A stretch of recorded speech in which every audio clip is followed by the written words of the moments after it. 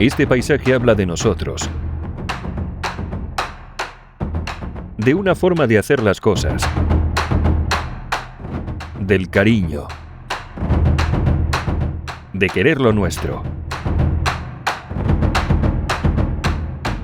de las manos detrás del trabajo bien hecho. Esto es Galicia. Clúster Alimentario de Galicia.